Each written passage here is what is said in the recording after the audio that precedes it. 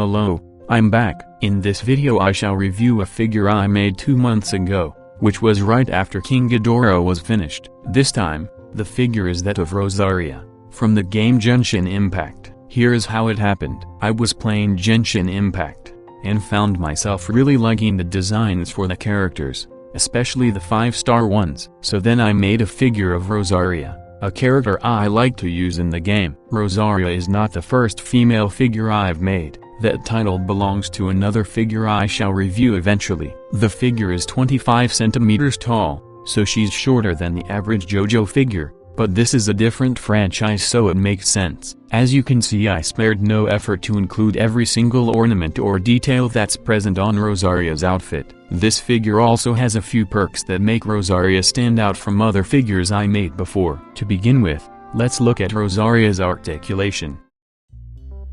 Usual head pivot base joint. She can turn her head around as well as raise it or lower it. Neck has also the usual joint, though it is limited by that one big red crystal ornament under her neck. Next, the arms. They can be raised to 90 degrees, and rotate as usual. Elbows also have a good bend and rotation to them. Hands too have extremely small joints that let them move up and down and rotate. There's the usual mid-body joint that makes her body bend and rotate, but only a little. The waist clothing and the rest of it on her hips kind of limit the rotation on Rosaria's body. The leg joints are very special on this figure. As you can see, despite having a big part of clothing hanging down, the legs can still give a decent kick. They can spread far too. As you know, these two body clothing parts can be taken off of Rosaria. This increases the range of articulation on the body and legs. Here is why the leg joints are special. While moving, they have back pieces that make up the bottom. Those move along the leg when going forwards. Meanwhile, if you spread the legs, those parts stay in place. Quite ingenious of me, I suppose. This perk helps to keep the sculpt to look realistic even though this is an action figure. Anyway, there's classic knee joints that bend quite far, which is good, and rotate as well. Same goes for the ankle joints.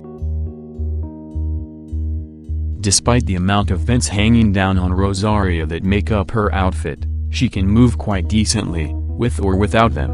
Following up is a more in-depth look at the figure's details. To be honest, I don't even know where to begin with. Rosaria's design is so full of detailed ornaments and colored intricate parts that it's a bit hard to name and describe them all for you guys. I suppose I will begin with the head. Rosaria's hair is okay, could have been better. I used the usual colored card technique that I shaped by doing the right cuts in the right places. I measured quite well everything and the head proportions seem to be alright. To be honest, the head looks bigger on video than real life. I'm not sure why. Anyway, the face looks okay too. I was able to recreate a shape that resembles that of the model, but I haven't made it 100% accurate unfortunately. The eyes also have a nice shape and color to them.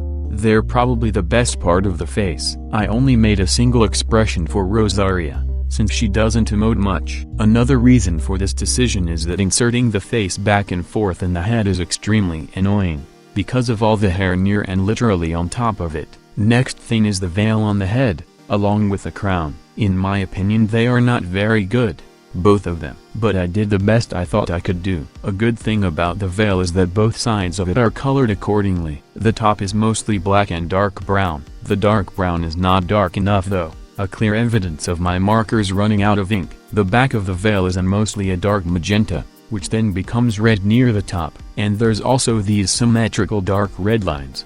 The veil in general has a nice shape near the bottom. It's the top unfortunately that doesn't look right at all. I kind of rushed it. Anyway, more detail is to be found on the neck, back and chest of Rosaria. Plenty of color here. Grays, reds and skin pink. At this scale, it was a bit difficult getting all of that in there. Moreover, if you didn't notice already, Rosaria's chest has some nice definition and shape I suppose. Plenty of detail on it too. Though all these cuts make up for a bit of a distraction, there is nearly no way to avoid this kind of issue unfortunately. Anyway, more stuff can be found on the back as you can see. The arms also have some nice colors and shape, possibly some of the best on this figure. You can see the wrists and lower arms are very thin. but still work as they should. The hands also include plenty of shaping and coloring that make them look great. Rosaria wears these long gloves, and there are sharp nail-like extensions on them, which I recreated successfully. They look quite basic. On Rosaria's left arm there's this felt thing wrapped around it. It stays in place well. Further detail can be found on the waist and lower body of Rosaria. Plenty of colors and detail here. All the way around, you can see there's Rosaria's vision. It's that of cryo, or simply ice. For the non-players, a vision is that golden ornament with a big crystal-like gem on it, which resembles the element the character is in control of.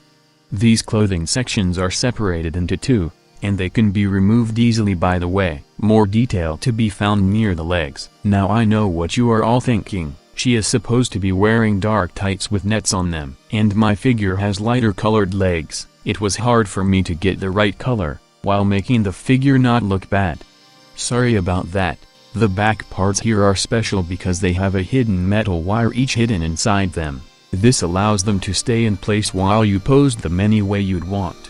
It's a slightly defective feature. Anyways, the rest of the detail can be found on the lower legs. They have a nice shape and definition to them. Same goes for the heeled boots she wears. The colors on them in particular are really nice. The shape of the shoes is okay too, but nothing groundbreaking. This time a figure of mine doesn't just come with nothing. I actually made a weapon and an alternate set of hands for Rosaria. The weapon is actually one that is present in the game. It's technically not a really good weapon for Rosaria in the game, but I thought it looked good on her at least.